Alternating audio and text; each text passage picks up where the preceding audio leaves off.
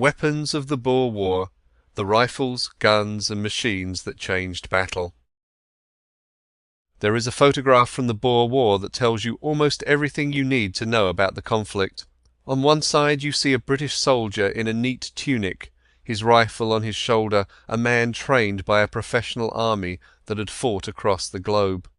Opposite him stands a Boer burgher wearing a broad-brimmed hat, a bandolier slung across his chest and a Mauser rifle in his hands. This man wasn't a regular soldier in the traditional British sense. He was a farmer, a hunter, a skilled horseman, and someone who knew every contour of the ground beneath his feet. At first glance it looked like a standard war between a massive empire and two small republics. But on the battlefield, especially during those opening months, it looked like something else entirely. It looked like the future ambushing the past. The Second Boer War wasn't just a contest of courage, numbers or generalship. It was, at its heart, a contest of weapons. Rifles, artillery, ammunition, loading systems, smokeless powder and automatic cannon all played their part on a battlefield sitting right at the hinge of military history. One foot still stood firmly in the Victorian world of redcoats, horse artillery and officers giving commands in the open. The other foot had already stepped into the 20th century, a world where men fired from deep cover, where smoke no longer gave away a rifleman's position, and where a handful of determined defenders could halt a much larger force. To understand why iconic battles like Magersfontein, Colenso, Stormberg, Spion Kop and Paardeberg unfolded the way they did, you have to understand these weapons not as museum pieces, but as practical tools that completely reshaped the landscape of combat. In South Africa, the way a weapon loaded, the way it recoiled, and the distance it could reach changed what men could do, and, more importantly, what they could no longer risk. The catalyst for this shift was smokeless powder. Earlier 19th century battlefields were consistently choked by thick clouds of black powder smoke. A single volley would instantly reveal an infantry line, and an artillery battery announced its location with a massive white cloud. Commanders could almost always see exactly where enemy fire was coming from. Smokeless powder erased that visibility. A man could now fire from behind a rock, a trench, or a distant hillside without revealing his position. The bullet arrived first, while the knowledge of where it had been fired from might never arrive at all. It also made rifles far more powerful, pushing bullets faster and flatter over extraordinary distances, which mattered immensely on the vast, open expanses of the African veldt. The rifle most tied to this new style of warfare was the Boer Mauser. The republics had purchased large numbers of these from Europe, particularly the model 1895, chambered for a 7mm cartridge. It was a superb bolt-action weapon, strong, accurate, and perfectly suited to long-range shooting. Crucially, it utilized a 5-round internal magazine loaded by a stripper clip.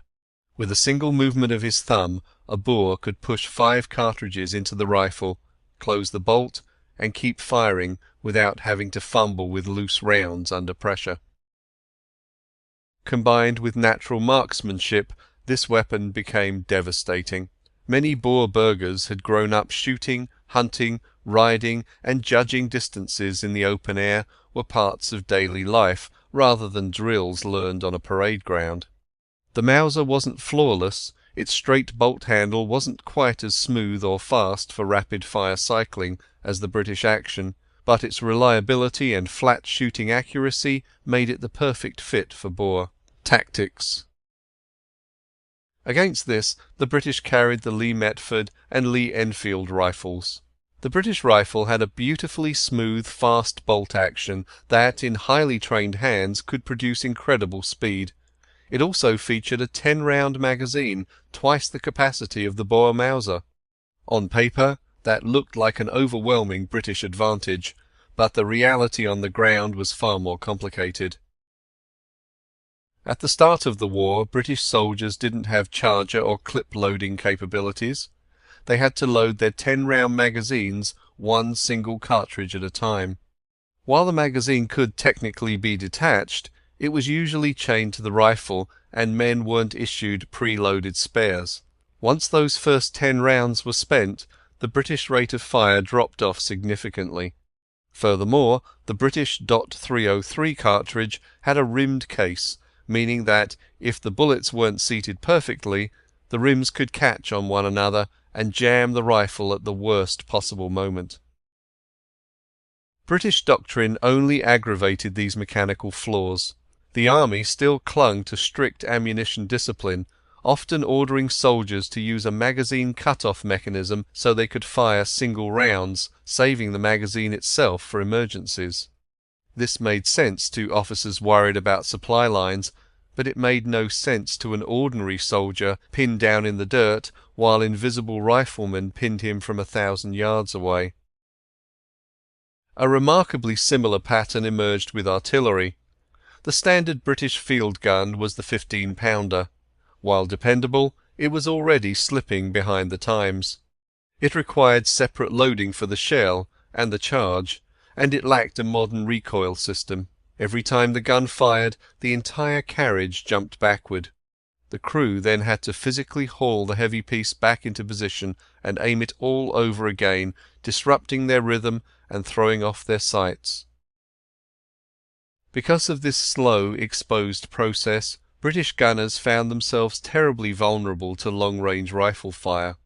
Bringing artillery forward into open view could be fatal, a lesson driven home with tragic clarity at the Battle of Colenso, where entire teams were cut down in the open.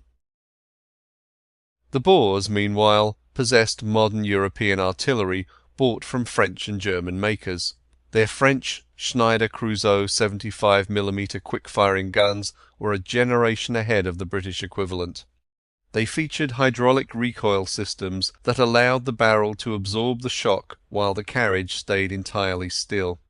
This meant the gun didn't need to be dragged back and re-aimed after every discharge, allowing the crew to maintain a terrifying rate of fire from hidden positions behind ridges.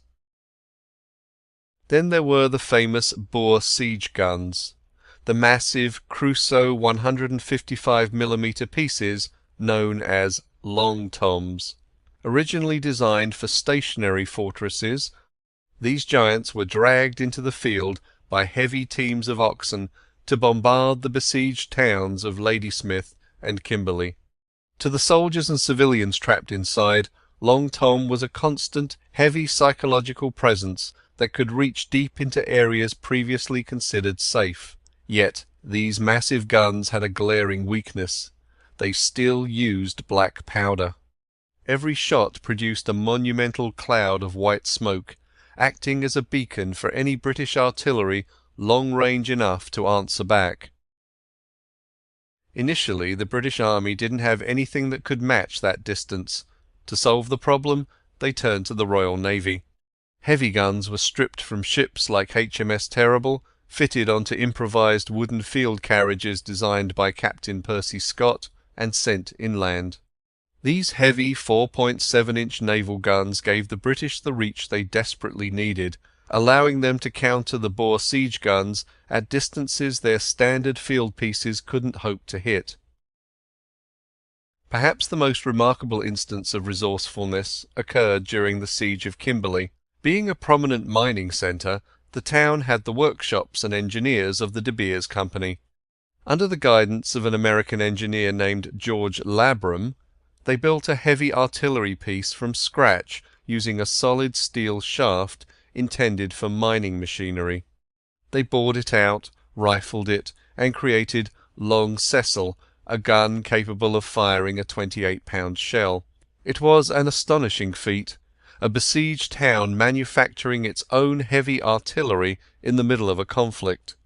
Though Labram was later tragically killed by a shell from a Boer Long Tom, the gun he created stood as an unforgettable symbol of industrial ingenuity. Another weapon that left a deep mark on the conflict was the 37mm Maxim Nordenfeldt automatic gun, universally known as the Pom-Pom because of its distinct rhythmic firing sound.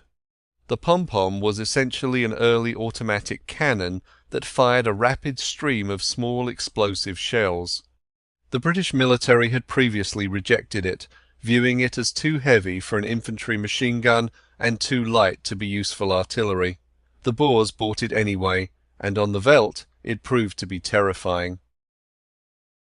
Because it used smokeless powder, a Boer crew could fire a sudden burst of explosive shells from an unseen position, shift their gun, and fire again. The physical damage to exposed troops and horse teams was severe, but the psychological impact was perhaps even greater. Unlike standard artillery, which gave a brief auditory warning as the shell screeched through the air, the Pom-Pom's shells seemed to arrive instantly, stitching the ground with successive explosions and shattering the nerves of those caught in the open. British officers who had once dismissed the weapon were soon pleading for pom-poms of their own.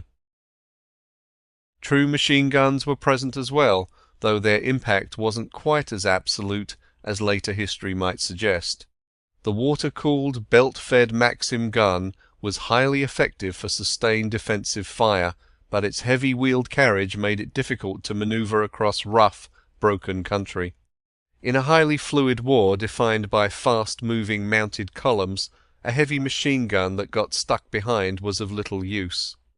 This led some colonial units, like the Canadians and Australians, to favour the lighter, air-cooled Colt machine gun, nicknamed the potato digger, due to the sweeping motion of its operating lever. It could easily keep pace with rapid cavalry movements, proving that on the veldt, mobility mattered just as much as raw firepower. Ultimately, the conflict demonstrated that technology alone couldn't secure victory. It had to align with tactics, terrain and training. The Boers began the war with weapons perfectly suited to their defensive, mobile style of warfare. Yet the British possessed an unmatched industrial base, control of the seas, and the sheer capacity to adapt once the initial shock of defeat had forced their hand. The early months of the war exposed the fatal flaws of old Victorian doctrine. Massed infantry advances across open ground were now nothing short of suicidal, and artillery could no longer simply roll into plain view and expect to survive. The modern battlefield forced a brutal re-education. At Magersfontein, infantry moving in tight formations were shattered by hidden riflemen. At Colenso, exposed guns were abandoned under fire, and on the rocky summit of Spionkop, concentrated fire turned an open plateau into a slaughterhouse. By the time the conflict drew to a close, the British military had undergone a profound transformation. They began developing the short magazine Lee-Enfield with rapid charger loading, modernised their artillery tactics to emphasise indirect fire from behind cover, and completely changed their infantry drills to favour dispersion and individual marksmanship. These hard-won lessons didn't make warfare any more humane. Instead, they directly laid the tactical groundwork for the immense firepower of the First World War. The vast South African veldt had become a classroom where the tuition was paid entirely in blood. The final lesson was as simple as it was unmistakable. Modern weaponry had fundamentally changed the nature of combat, and the old world would have to adapt or perish.